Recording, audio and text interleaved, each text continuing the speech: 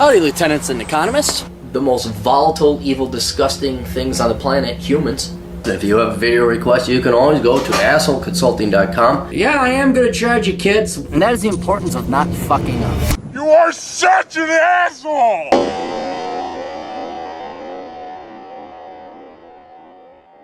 How you kids doing? assholeconsulting.com. Now you could call assholeconsulting.com if you got questions, because I got a flip phone. Go to assholeconsulting.com and be prepared to pay a shit ton of money, because I'm busy. All right, a guy he sent me a link video on Michel Foucault, I think is the correct pronunciation, and he wanted me to do a video response to it, or my opinions on it. So I figure we'll just play it. It's an 8-minute video and we'll go over it, so we'll stop in and out.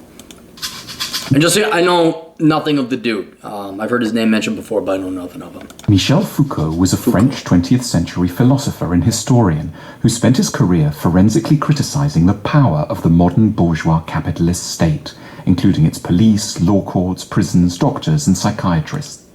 Okay, we'll stop right here. We're going to critique the bourgeois capitalist system, and then we're going to critique specifically the state. The courts, the police. It's like, wait a minute. I know it's all right. Okay, I know. The doctors, maybe. Psychologists, I'm with Foucault on this one. The psychologist is bullshit, but we'll continue on. His goal was to work out nothing less than how power worked, and then to change it in the direction of a Marxist anarchist utopia. Hang on, let me look him up. Okay, we gotta look him up. He already sounds like he came from wealth. Michel Foucault. Because you know, hey, yeah, man, let's have it's anarchy, capitalism, socialism, communism. It just already. Early life. Social conservative, upper middle class family. Okay. He's like that guy who was the son of the Edison elevator company, Thomas Edison, not Thomas Edison. Edison Electric. Baby boomer. You understand my point? Yeah, I mean, he came from wealth. I bet he didn't work. Successful. Father was a surgeon. Early childhood. Describes him as a juvenile delinquent. He was bullied. Father was a bully who was okay. Interrogation. I just want to know what he studied. Social outcast. He gravitated towards philosophy. All right, good for you. Just like Marx, he didn't work a day in his life. Okay, all right, continuing on. Though he spent most of his life in libraries and seminar rooms, It's just like Marx. You do know the history of Marx, right? I mean, the dude, he lived off of Engels' dad. Engels didn't even... was a committedly revolutionary figure. He met with enormous popularity in elite... Hey, free shit for everyone! Oh my god, he's popular! Parisian intellectual circles. Jean-Paul Sartre admired him deeply, and he still maintains a wide following among young people studying at university. Wow, people who've never set foot in the real world, just like that guy, and they like free shit. This is not... Look, my number one complaint about most of philosophy, political or not, it's just thinking. And the only good philosophers out there are the ones that admit to truth and reality and the harshness of life. That's it. Do you have the balls to be empirical? That's why I was good at predicting bubbles. I'm not smart. Well, I am smart, but that had nothing to do with me predicting bubbles. Or predicting the economy. It's just like, well, this is fucked up. And having the balls to say it. It really is just the emperor has no clothes. That's all it really takes to be a good economist, to be good at predicting the markets. All right, good at predicting the economy. To be a well-compensated economist, well, you do Foucault. You do short guy, New York Times guy, tells everybody what he wants to hear. That's how you make money as an economist. You're not a good economist. You might have the potential for a good economist, but philosophy is the same thing. Did you think? Ooh, I think all philosophers are, predominantly now, especially in academia, are just people who come up with rationalizations, read lies, as to why they're entitled to other people's shit. That's all Das Kapital is. That's all Marx did. And here you got a bold Marx. In the prosperous corners of the world. Prosperous, not the poor, because you need a capitalist society to produce the wealth so our pampered can go and sit and study this bullshit. His background, which he was extremely reluctant ever to talk about and tried to prevent journalists from investigating at all costs, was very privileged. Both his parents were inordinately rich, coming from a long line of successful surgeons in Poitiers in west-central France. His father, Dr. Paul Foucault, came to represent all that Michel would hate about bourgeois France. What, he saved lives and made money doing it? Why? Really? You need my opinion on this guy? Michel had a standard upper-class education. He went to elite Jesuit institutions, was an altar boy, and He's also fat. He's a fat kid here. Wasn't missing no meals. Back when, hunger was a thing. Parents hoped he would become a doctor. But Michel wasn't quite like other boys. He started self-harming and thinking constantly.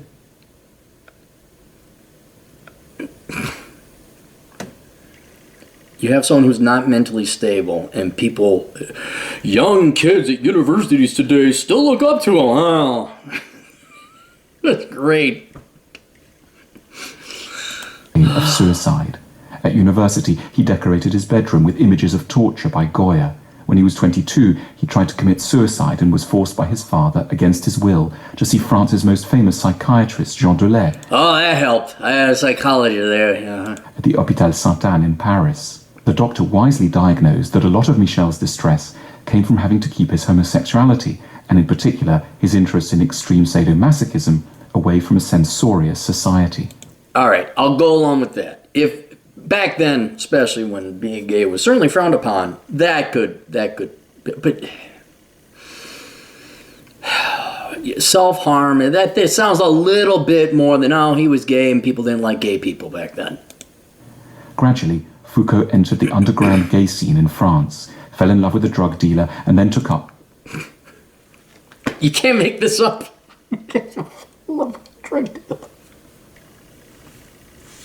Let's just keep on going. We're still in his youth. We're still in the first third of his life.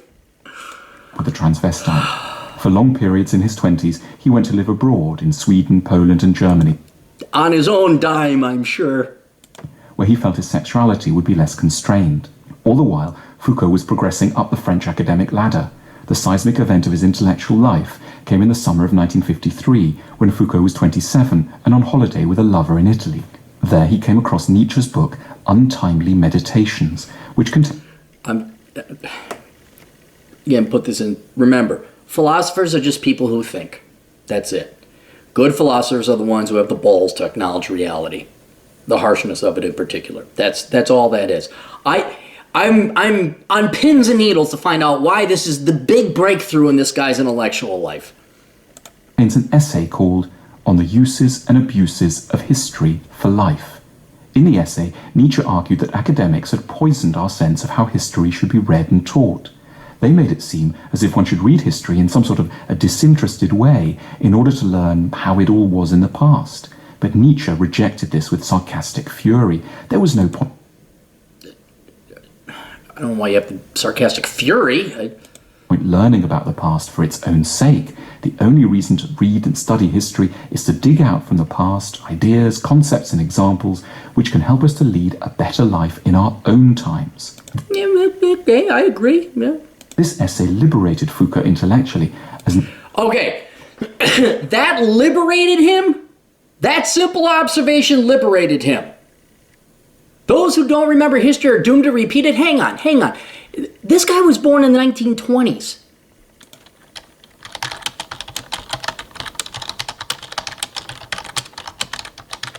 I want to know where that quote came from. George Santayana, wiki quote.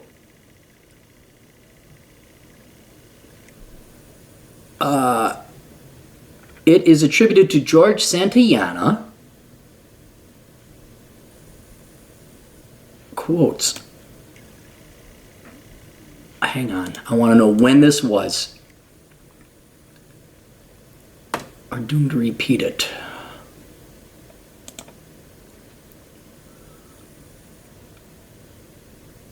are doomed to repeat it. Those are not qualified to charge in a little form. Those are going to no for ever being. But Professor, God damn it. How do I close out of this? Quote origins. Come on, Clary.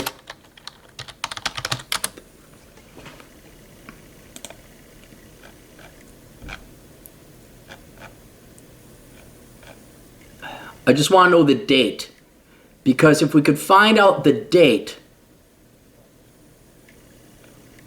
he died in 1952. Origins date.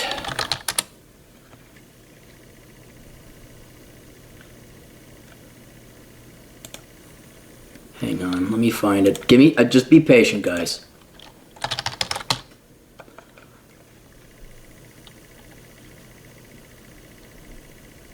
Volume 1 in Common Sense. Written in 1905 to 1906. So this concept that Foucault liberated him. I have no respect for philosophers, professional ones. The intelligent ones who think independently and truly independent critical thinkers, yes. This guy didn't know the concept. Those who forget history are doomed to repeat it. He didn't know that. And then it took him to read Nietzsche to get this epiphany, and that's the pinnacle. That was the breakthrough moment of his life. A common sense thing that had been around. Well, when was he? The 50s. So the guy died. Did the original quote? That quote had been around almost 50 years by that time.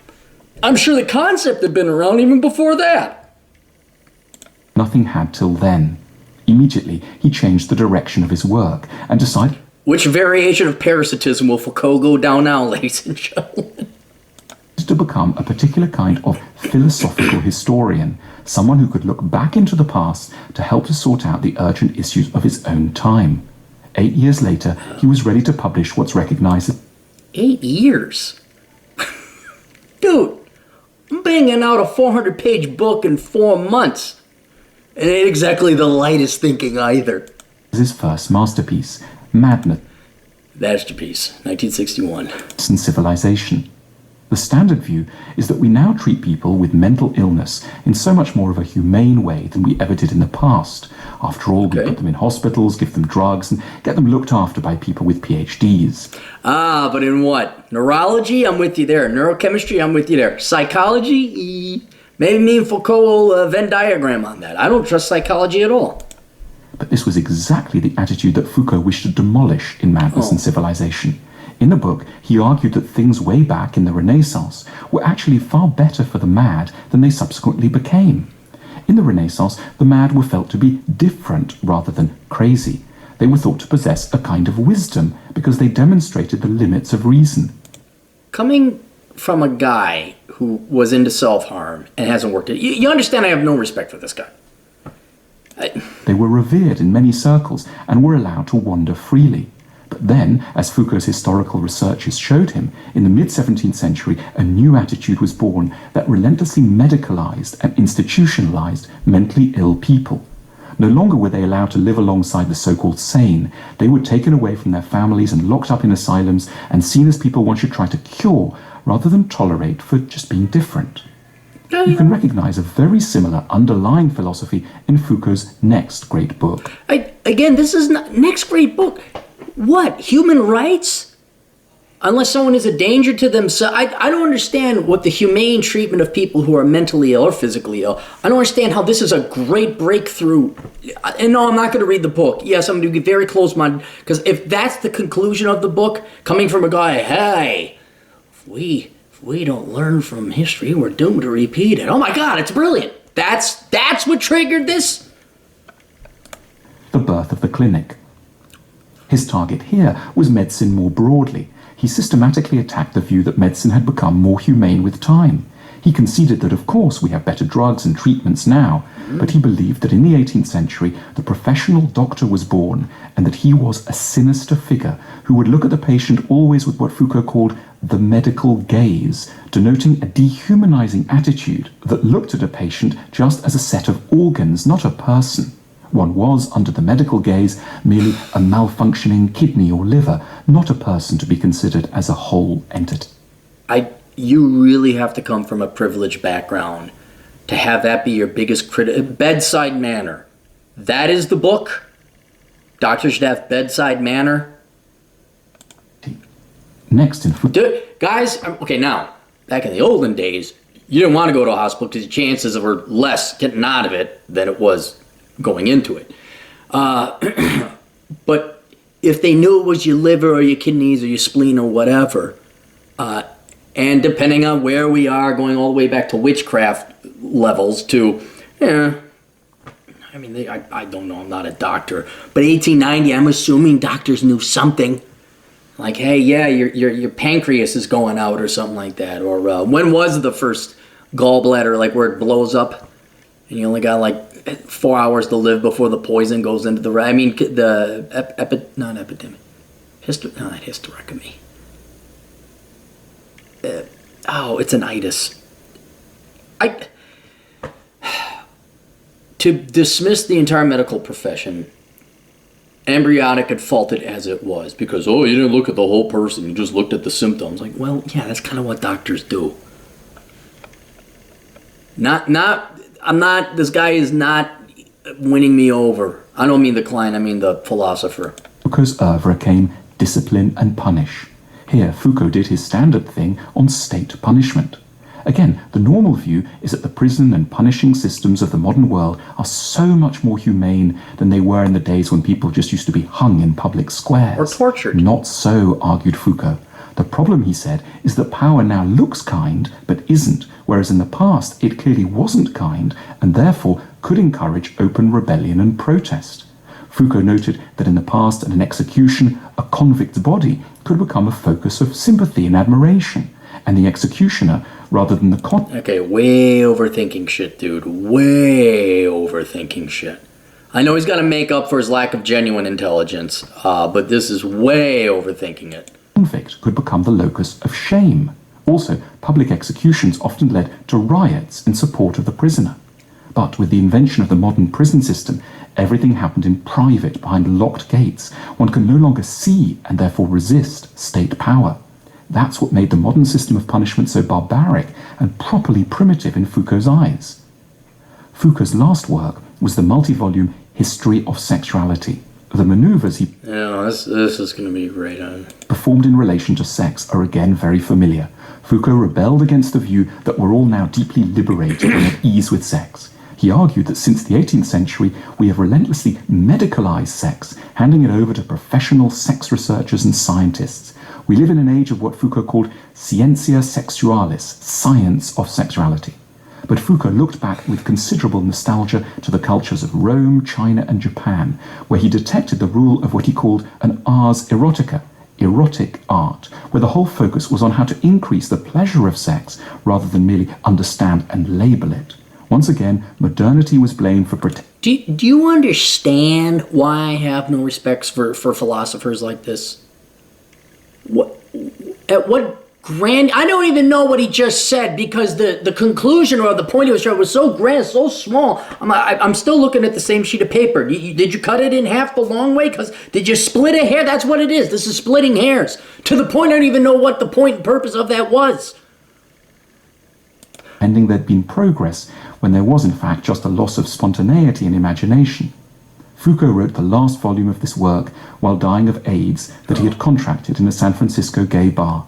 He died in 1984, age 58. Foucault's lasting contribution is to the way we look at history. There are lots of things in the modern world that we're constantly being told are fantastic and were apparently very bad in the past. For example, education or the media. Good. That is true.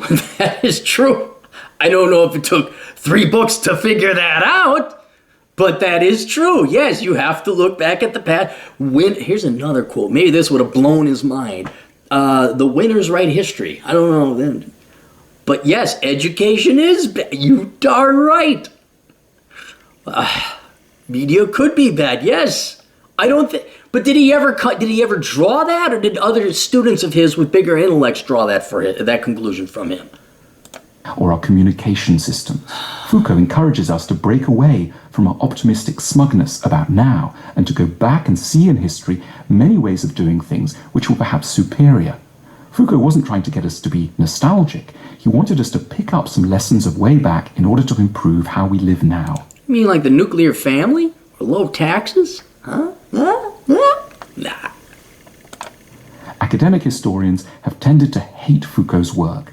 They think it inaccurate and keep pointing out things he hadn't quite understood in some document or other. But Foucault didn't care for total historical accuracy. History for him was just a storehouse of good ideas, and he wanted to raid it rather than keep it pristine and untouched. When did he just, work for a living? That's what I want to know. We should use Foucault as an inspiration to look at the dominant ideas and institutions of our times, and to question them by looking at their histories and evolutions. Foucault did something remarkable. He made history life-enhancing and philosophically rich again. He can be an inspiring figure for our own projects. I'm sorry. Is that the end of it? Shout out to School of Life. Yeah, the School of Life. 5.12 million subscribers. It looks like it goes through, looks like he does a real good job. The guy who has this video, this channel. So go check that out. I mean, there's all these philosophers I know nothing about. I'm just not impressed. It's common sense. Look at history and pull things from it, lessons to learn. Yeah, kind of got it. Hey, things aren't always good just because they're new. Got it. Yeah.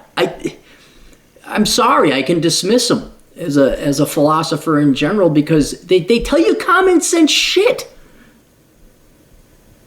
Sorry he died early. Sorry he died today. I don't want anyone, dying early. But an intellectual titan, this guy is not. I'm so unimpressed. This is the epitome of when I hear, oh, he's a philosophy major. I'm like, oh, okay, good. All right, that's it. Thank you very much for that, by the way. Even though we probably disagree, I enjoyed that more than the average one. Questions, answers, links to everything down below. Go to assholeconsulting.com. Get my awesome books that are way more helpful and practical, like that one, Bachelor Pad Economics. And here's one for you. Don't go into school to become a philosopher. Just go read philosophy and become one for free at your local library. You don't have to go to college for that. All right, see you kids later. Toodles.